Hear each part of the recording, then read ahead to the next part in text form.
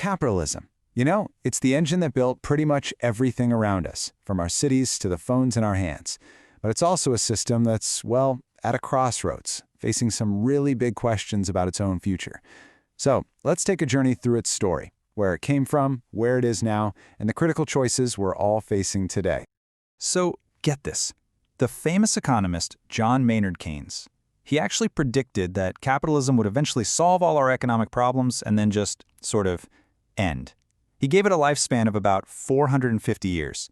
And yet, here we are, staring down economic stagnation and a massive ecological crisis. That contradiction is really our starting point. What is the real story of capitalism? Okay, so to really get a handle on where we are now, we've got to go back, way back to the beginning. Because capitalism wasn't just some new way of trading things, it was a complete revolution in how people thought about their purpose in life. I mean, just look at the difference here. On the one hand, you've got the medieval world where life was guided by things like honor, faith, and your social status. Money was just a tool. But then, this new capitalist spirit shows up, and suddenly everything changes. Life starts to revolve around rational calculation and this endless chase for profit. Work itself gets a total makeover. It goes from just being a necessity to being a moral duty. So you've got to ask, where did this new way of thinking even come from? Well, the sociologist Max Weber, he pointed to a really surprising source: religion. He argued that the Protestant ethic, especially Calvinism, taught that working hard and living a simple, non-lavish life were actually signs of God's favor. So people started working like crazy and saving their money, not just to get rich, but as a kind of religious duty. And this created the perfect cultural soil for capitalism to grow in, almost like this accidental side effect of their faith. And believe me, this new system had a very harsh reality. 16 hours. In the textile factories back in the 1840s, that was a pretty typical workday. This wasn't some gentle, easy transition. It was a world built on relentless labor, all powered by this new engine of profit. All right, let's fast forward to today. We're going to see how that early spirit built the massive engine that runs our global economy, and we're also going to take a look at the bill. You know, the one that's finally coming due. Okay, so at the heart of today's market is this incredibly powerful, but actually pretty simple, engine. It all starts with demand. That's what we want and what we can actually afford to buy. Then that's met by supply, what companies are willing to make and sell. And where those two forces meet, that's called equilibrium. It's the sweet spot that sets the price for pretty much everything you buy. And this right here, this is the famous demand curve. It basically shows something we all kind of know intuitively. When the price of something goes down, we tend to want more of it. When the price goes up, we buy less.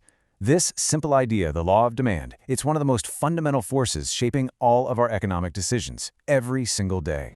So yeah, that engine of supply and demand, it's incredibly powerful. But for it to keep running and growing all the time, it needs fuel, a lot of fuel. And for centuries, we treated that fuel like it was infinite, all because of one core belief: that nature isn't something we are a part of, but something we rule. Nature was seen as this, a giant warehouse of resources just sitting there for us to take. And that idea had some really profound consequences. Now, this way of thinking, it unleashed incredible growth, no doubt about it. But for centuries, it also let us dodge a really critical question. What's the real cost? What's the environmental bill for an economic system that's completely obsessed with infinite growth? And here's just one piece of that bill. Just look at this chart of where greenhouse gases come from. Our food system is a massive contributor. I mean, if you combine agriculture and livestock, that's the purple and blue slices there, we're talking over a third of all emissions. The engine that produces our food has a huge environmental footprint. Okay, get ready for this number, because it is absolutely staggering. Since 1988, 71% of all industrial greenhouse gas emissions in the world have come from just 100 companies. This just goes to show you that the ecological impact isn't some vague, fuzzy thing. It's super concentrated in the hands of a few very big players. And let's be clear, we're not talking about predictions anymore. These are the realities we're dealing with right now, as laid out by the International Panel on Climate Change. The bill is here. It has arrived. We are living with the consequences: hotter temperatures, crazier weather, and real threats to our food and water supplies. So, all of this brings us to tomorrow. With that ecological bill sitting squarely on the table, Capitalism is at a major crossroads, and the huge question is, can the very system that got us into this mess also be the one to get us out? Okay, so one of the big ideas on the table is something called the circular economy. The basic idea is to completely redesign how we do things. Basically, we have to stop this old take, make, waste model, and instead create a closed loop where all our resources are constantly being reused, recycled, and remade into new things. Then there's another popular idea, green growth. This one tries to figure out how our economy can keep prospering, but without destroying the environment. The hope here is that we can kind of decouple our economic growth from all the bad stuff, like carbon emissions and using up resources, and shift our focus to a better quality of life instead of just having more stuff. But there's a pretty powerful critique of both these ideas. Some people argue that these are just fixes on the surface. The argument is, look, as long as the core engine of capitalism, that constant demand for more growth, more profit, is still running, you're not really solving the problem. They say, the system's very nature is in a direct fight with the idea of a sustainable planet.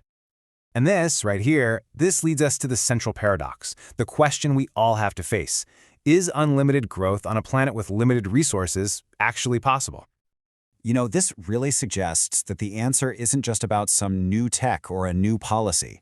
The real solution might require something way deeper, another huge shift in how we think and how we live. You know, a shift just as profound as the one that kicked this whole thing off centuries ago. And so, we're left with the ultimate question. Can capitalism, the most powerful economic force in human history, change itself enough to save the planet? Or does our survival depend on us imagining and then building something completely new? The debate is wide open.